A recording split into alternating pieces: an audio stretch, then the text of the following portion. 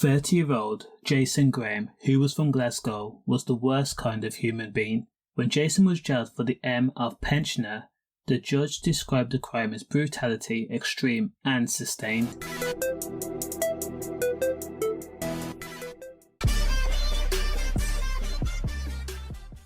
On May 28th of 2021, Jason was on medication for PTSD due to a traumatic childhood, so he spent the evening drinking and smoking in a pub with family members in the West End of Glasgow. He was then ordered to leave the pub at 6 p.m. because he started to berate and argue with other drinkers, and he became threatening. And because Jason had a tendency to go with the poor me attitude, he was heard saying, "I know when I'm not wanted." He then left. At the time of the incident, Jason had actually been placed on curfew. However, Jason somehow ended up in the woodland area of Glasgow, where he then gained entry into 67-year-old Esther Brown's home.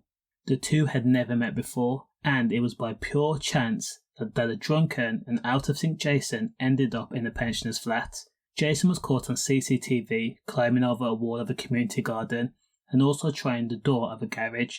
He then made his way to the rear garden of the block of flats where Esther lived. Inside, he then ambushed Esther.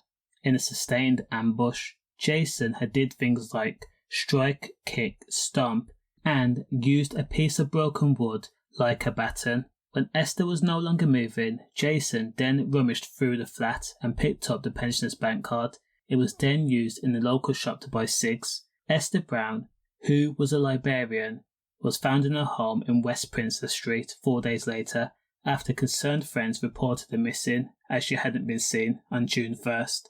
It later transpired that not only was Esther tragically emmed, but sadly she had been odd. When Jason was arrested, he claimed he had no recollection as to what happened, but did agree that he had some insight into the injuries. His defence was he had suffered trauma, which included seeing his mum unalive, and it played a big role on him. Jason Graham was jailed for life with a minimum term of 19 years. Condolences. Stay safe.